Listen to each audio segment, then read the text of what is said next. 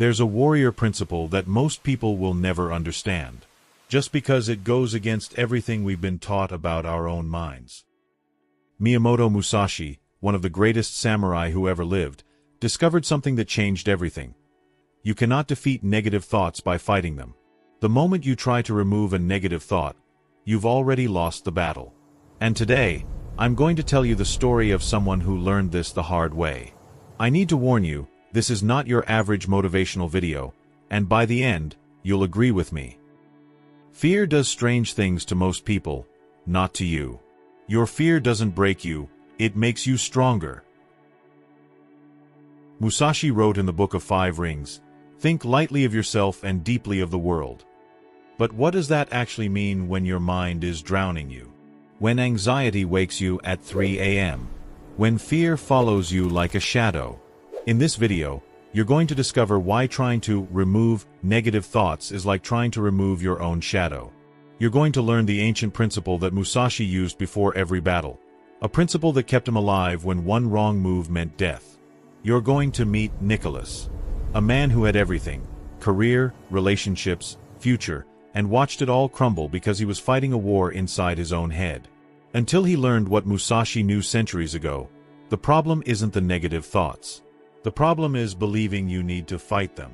You see, your mind has no brake pedal, only accelerators. Everything you touch speeds up. Before we begin, I invite you to subscribe to the channel and turn on notifications. This knowledge changed lives. It might change yours too. Thank you very much for your attention. Now, let's get back to the video. Nicholas was 32 years old when his mind became his enemy. It started small, scrolling through social media after work. Everyone seemed happier, richer, more successful. He told himself it didn't matter. But every night, the scrolling lasted longer. Everyone else was moving forward. Everyone except Nicholas. That night, lying in bed, the thought came, "Why can't I be like them? I'm falling behind. What's wrong with me?" So he did what everyone told him to do. He tried harder to remove that thought. Positive affirmations. "I am competent.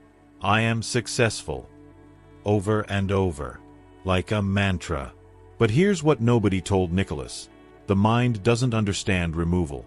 It only understands addition and multiplication. Every time he tries to push the negative thought away, it multiplied. Every positive affirmation became a reminder of what he was trying to escape. His mind was like a vehicle with 3 gas pedals and no brakes. Everything he touched made it go faster. Within 2 weeks, Nicholas couldn't sleep. Within a month, he couldn't eat. The thoughts weren't just thoughts anymore, they were a storm, and he was drowning. Nicholas discovered Musashi by accident, a book in a coffee shop, left behind by someone. The Book of Five Rings. He opened it randomly to a page that said, "In battle, if you make your opponent flinch, you have already won." And Nicholas thought, yes, that's it. I need to make my negative thoughts flinch. I need to fight harder. So he declared war on his own mind. Every morning, he would sit and try to forcefully remove negative thoughts. Do not think about failure. Do not think about fear. He would list all the things he shouldn't think about, believing that naming them would give him power over them. Instead, it was like Musashi's metaphor, like a swordsman who announces every attack before making it. His mind knew every move before he made it. The thoughts became more vivid, more real, more consuming. One night, sitting alone in his apartment at 3 a.m., surrounded by self-help books and meditation apps and positive thinking guides that didn't work, Nicholas finally broke. He screamed into the darkness, "I can't remove them. I can't fight them. What am I supposed to do?" The answer came not in words, but in exhaustion. Nicholas had fought so hard that he had nothing left. No energy to fight. No will to resist. He simply sat there. And in that moment of complete surrender, something shifted. He noticed his breath. Not because he was trying to meditate, but because it was the only thing happening that wasn't a thought. He noticed his heartbeat.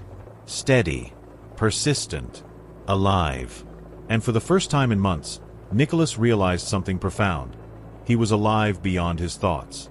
Even with all the negative thoughts still there was something deeper, something that existed beyond the thoughts. He remembered another teaching from Musashi. Your thoughts are like clouds, let them pass, and the sky remains clear. No thought is strong until you feed it with fear. The negative thoughts were still there, but they were no longer him. It was like standing on the shore, watching waves crash. The waves didn't stop, but he was no longer drowning in them. He was no longer in the ocean. He was just watching the ocean.